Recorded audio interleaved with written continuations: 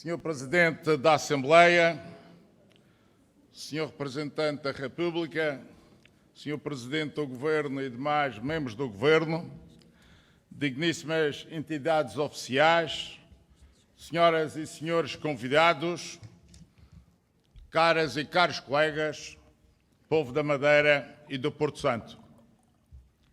A autonomia regional foi a maior conquista da minha geração. Para muitos, foi a maior realização da democracia portuguesa.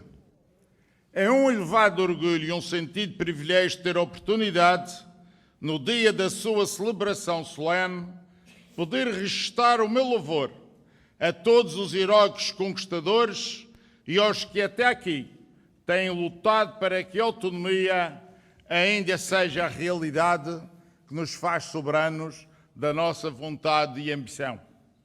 A emoção do primeiro voto nos deputados constituídos pela Madeira, dos quais madeirenses apenas os eleitos social-democratas, um deles filho desta bela cidade de Machico, berço do desembarque português, é memória que nunca pode ser apagada pelo que representou nas pegadas da nossa história. O PSD na Madeira foi a força política decisiva na afirmação da nossa vontade de caminharmos pelo nosso próprio pé, de sermos o que em consciência fosse determinado pelo nosso povo, de não sermos comandados à distância. Hoje, muitos mais madeirenses encontram na autonomia a base do nosso sucesso coletivo. Foram duros os primeiros passos de afirmação autonómica, mesmo com evidente ameaça física. O PSD não só convenceu os madeirenses das vantagens da autonomia sobre o centralismo de Lisboa, como trouxe ao movimento os que chegaram a pensar que Portugal não era solução de continuidade pátria aceitável. Os soberanistas ou nacionalistas, depreciativamente chamados de separatistas, que com a sua coragem e risco evidente de martírio, mas por muitos acarinhados, revelaram-se de uma importância fundamental no destino escolhido para a nossa história presente. Esses que não tiveram razão no seu tempo e souberam juntar-se à corrente maioritária da autonomia, merecem o nosso respeito e admiração, porque a dimensão autonómica não seria a que temos caso não tivessem persistido com os seus ideais. Hoje há mais separatistas em Lisboa do que na Madeira. Este atual entendimento, tranquilo e pacífico, com o nosso próprio futuro, tem a chancela e a liderança do PSD Madeira. Facilmente reconheço o que para o PSD também é indiscutível, que a liderança política de Alberto João Jardim foi decisiva, não só para a conquista, como para a consolidação da autonomia. Não há feitos históricos sem heróis. A autonomia tem o seu. Em 1976 é aprovada a autonomia das regiões portuguesas, princípio constitucional que deve ser respeitado por igual por todos os portugueses e que não podemos esquecer e não sei se perdoar aos que com ela discordaram. Os anos seguintes foram de transição de poderes e competências para a esfera regional, num período de nenhuma estabilidade política e governativa no país.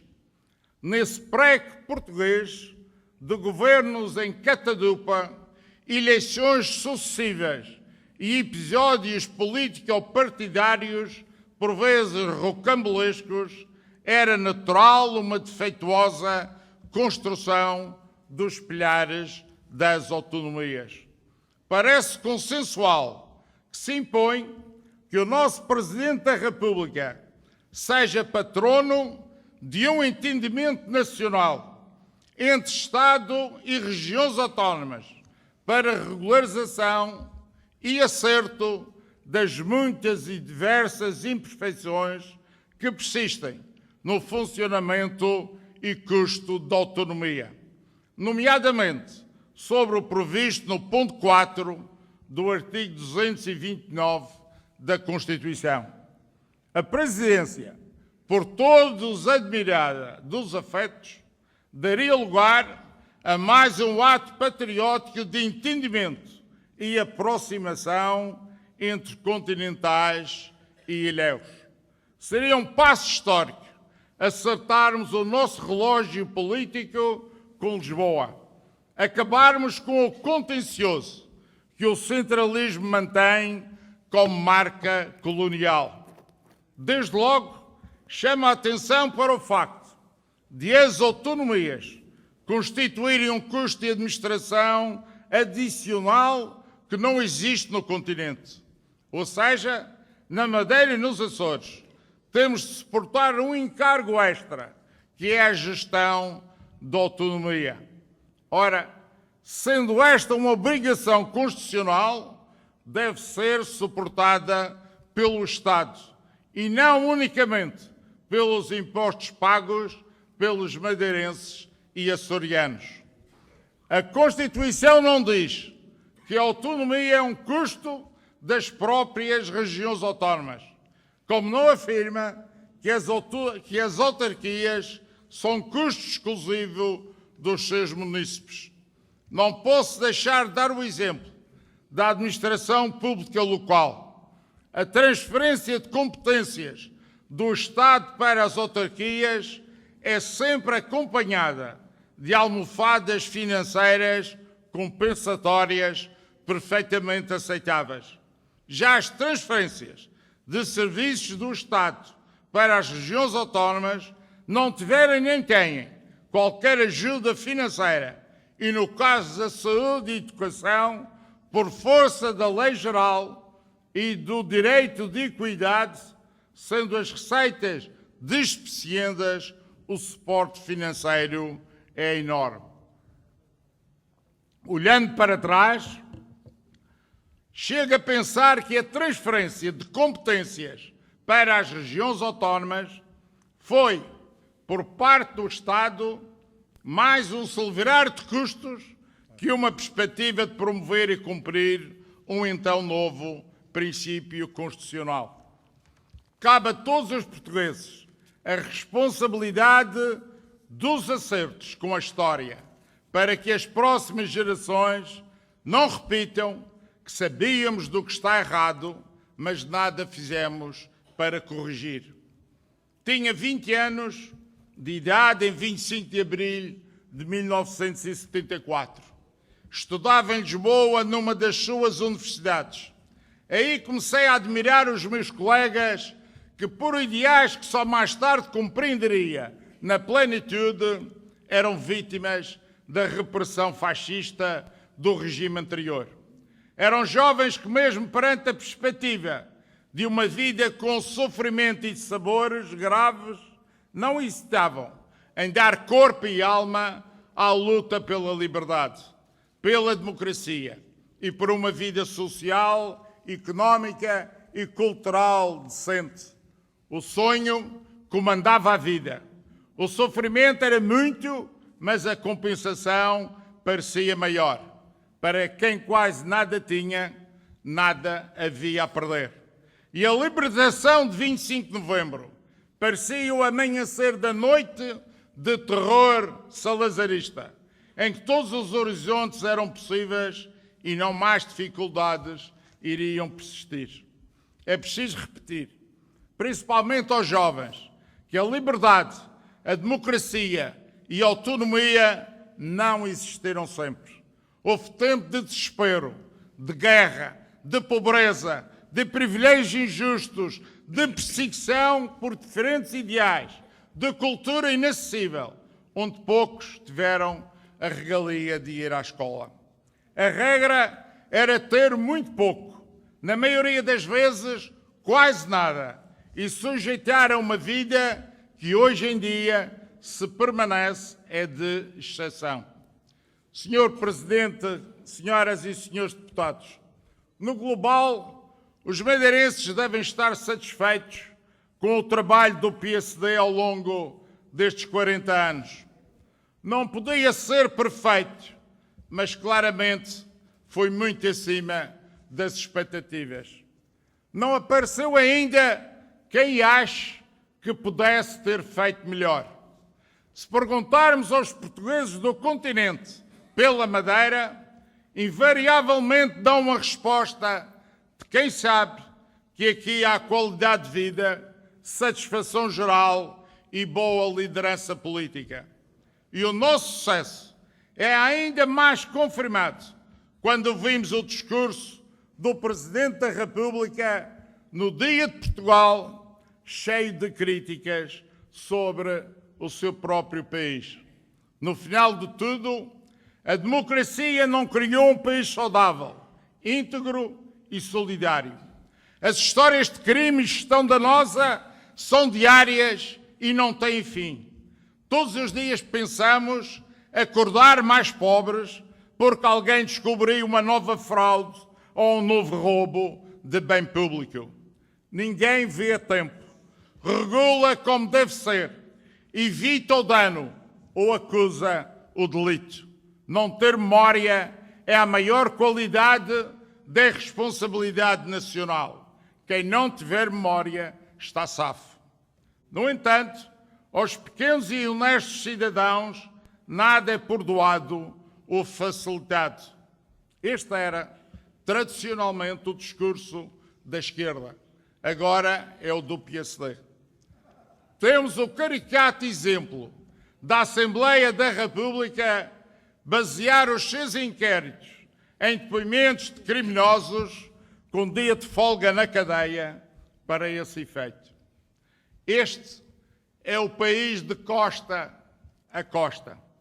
O país da geringonça, de quem para ser primeiro-ministro não olhou ideologias e parceiros antidemocratas. A gritaria nacional feita por um prémio financeiro distribuído por quadros da TAP no valor de 1 milhão de euros é incomparável com o silêncio cúmplice à volta de um esquema viciado de tarifas que permite roubar ao Estado num ano 3 dezenas de milhões de euros. É evidente que todo este sistema fraudulento, contado em tom de telenovela importada, esconde eventuais benefícios que deviam ser investigados. No final de contas, a TAP cobra 200 euros para o percurso Lisboa-Washington e 300 para São Francisco, fazendo os madeirenses pagar mais de 400 euros como forma de receber dos cofres do Estado o máximo de subsídio. Um assalto ao dinheiro público numa parceria cúmplice entre o governo de António Costa e os seus sócios luso-brasileiros. O Estado não só nada recebeu pela venda de metade da TAP, como ainda anda a pagar com dinheiro dos contribuintes 1/4 do prejuízo anual da TAP. Assim é bom ser empresário, desde que sócio do governo de Costa. Mas verdade é que a TAP faz o que quer e, se for muito má uma qualquer sua decisão, o máximo a esperar é um comentário do Ministro dos Transportes e outro do Primeiro-Ministro. São dois inúteis que nada mandam, a não ser nas suas palavras ocas de responsabilidade. É este o Portugal onde vivemos. O país que parece não ter orgulho, nem comemora a sua primeira viagem de expansão além-mar. Que não celebra o Dia de Portugal na Madeira porque é ano de eleições regionais, num país e num ano onde todos os portugueses votam pelo menos 2 vezes. Esta desqualificação mental é suficiente para rejeição coletiva de quem a considerou. Tratam-nos como se fôssemos idiotas. Portugal chega sempre atrasado ao encontro com a história. O Dia de Portugal no Funchal será aos 602 anos de história portuguesa no arquipélago, porque a ser aos 601 anos de Porto Santo e 600 anos da Madeira, o PSD ganharia as eleições de 2019. É claro que vai ganhar. Ao se aproximar o completar das primeiras 5 décadas da autonomia, não parece aceitável ainda estarmos pendentes e dependentes de boas ou más vontades que não são políticas, mas meramente partidárias e algumas vezes pessoais. Não trago picareta para este dia de orgulho regional.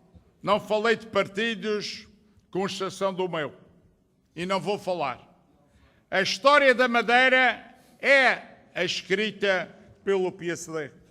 Sabemos todos ao que vamos no ano de 2019. Não temos dúvidas do que queremos para Portugal e para a Madeira. Sabemos que temos um governo do PSD que cumpriu com o programa prometido, que soube contornar e dar solução aos imprevistos da governação, que teve a maior firmeza contra os arremessos de Lisboa. Um governo que trabalha, que é sério e rigoroso, que reúne os indispensáveis talentos para formar uma equipa competente, que nos garante todas essas qualidades nos próximos 4 anos.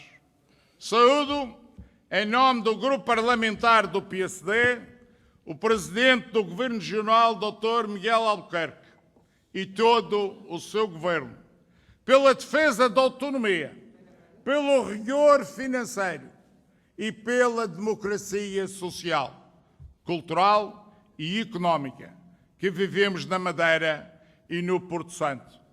Um programa político para quem se propõe ser governo tem um rigor que não é acompanhado pelas promessas sem conta por quem sabe ir ser oposição e, por isso, tudo pode prometer. Ontem foram 100, para a semana há mais. Alguém identifica uma única ideia da oposição que consideremos ter sido muito importante tê-la aproveitado? Permitam-me um comentário sobre um cartaz colocado por aí que diz coragem para mudar. É verdade. É preciso muita coragem e desprezo pela vida para querer mudar. O povo confiará, mais uma vez, nos seus melhores. Estes 40 anos foram empurrados por causas de grande significado para a nossa vida coletiva. Primeiro foram a democracia e a autonomia, que iluminaram os primeiros passos da nossa vida política em liberdade. Seguiu-se a tarefa ciclópica de iniciar um programa de desenvolvimento real que nos tirasse da pobreza e atraso em que vivia o nosso povo. Entretanto, surgia a integração na atual União Europeia, o que para muitos se revelava sobrevivência impossível. Acabámos sendo um exemplo de sucesso. A Zona Franca surpreendeu os mais incrédulos que a Madeira podia ter êxito em modelos inovadores de internacionalização. O aeroporto da Madeira tomou conta das nossas principais preocupações durante mais de uma década. Temos e vamos fazer mais, mexendo no que é essencial e adotando as causas que nunca por nós serão adiadas. Hoje lideramos um programa de modernização do setor da saúde, assumindo os deveres que são públicos e dando espaço ao complemento privado. A nossa saúde não é perfeita, mas é, sem dúvida, o melhor serviço a funcionar em Portugal. Motiva-nos, porque sem receitas tudo é mais difícil. A criação de um modelo fiscal adequado à dinâmica da economia da Madeira e do Porto Santo e chamando empresas exteriores que venham aumentar a receita orçamental. São as bandeiras que seguem na frente dos movimentos. São elas que mobilizam a nossa determinação e nos preparam para enfrentar um novo modo de encarar e viver uma época que é distinta e que continuará sempre a mudar. As democracias modernas vivem o tempo da comunicação digital. A Madeira não escapa à regra imposta por uma nova era na comunicação com as pessoas. A ideia de que devemos confiar a tarefa de informar as pessoas acerca das notícias e da política a um grupo exclusivo de meios de comunicação social acabou. Talvez por isso algum desespero de quem se julgou poder. Até fomos criticados por ter fixado cartazes com um simples obrigado pela participação cívica dos madeirenses e porto-santenses nas últimas eleições europeias. Não há dúvidas que as campanhas políticas estão irreconhecíveis. Já não somos eleitores anónimos. Hoje as ferramentas digitais captam o que fazemos e do que gostamos. São plataformas politicamente poderosas. É na internet que obtemos a grande parte da informação política. Não é melhor nem pior. É simplesmente diferente. E agora é assim. Temos de saber discernir o que tem substância e o que não tem. Hoje em dia sabemos que nem a internet, nem as redes sociais são inerentemente democratizantes. São ferramentas de comunicação profundamente poderosas que transformaram a política. A democracia tem de evoluir de forma a beneficiar da tecnologia digital, sem ser dirigida por ela, renovando a confiança das pessoas na eficácia dos sistemas políticos democráticos. Os jovens são os seus protagonistas mais assíduos. A sua participação na vida política é a maior cimenteira para a democracia. Outrora, não muito longe, o caminho de sentido único era o da imigração. Ainda me lembro do dia em que fui receber o meu primeiro passaporte para ir para Londres estudar. Tinha 16 anos e estava com o meu pai no Palácio de São Lourenço, numa sala repleta de jovens, com os seus pais, na expectativa de saberem se lhes ia caber a sorte de serem autorizados a emigrar. Os sortudos eram chamados um a um em voz alta e ninguém imagina a festa que se seguia, no contraste com a tristeza e choro dos que até final não foram nomeados.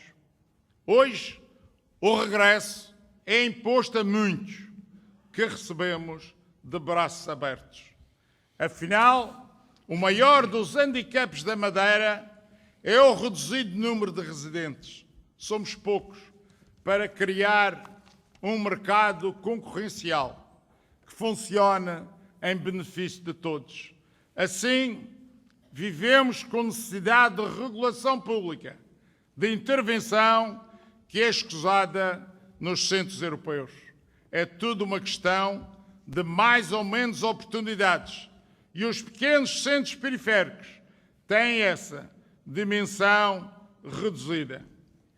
Senhor Presidente, caras e caros colegas, minhas senhoras e meus senhores, para terminar, permitam-me uma nota pessoal. Sou político a desempenhar funções eletivas há mais tempo em Portugal. Ainda tenho o registro do mais jovem membro do Governo. Exerço a nobre função parlamentar. Tenho muito orgulho em ter sido o primeiro presidente da organização política de juventude do meu partido. Agradeço ao PSD essa enorme honra e oportunidade que me deu de servir a minha terra, de ajudar ao nascimento da autonomia e ao seu desenvolvimento. Só fiz política em democracia e continuarei dedicando parte da minha vida ao futuro da Madeira. Desculpem se alguma vez no calor do debate político excedi alguma regra ética. Procurei ser justo e esgrimir apenas argumentos políticos. Não contem com silêncio da minha parte. A Madeira e a minha família são tudo para mim. Não desisto. Obrigado.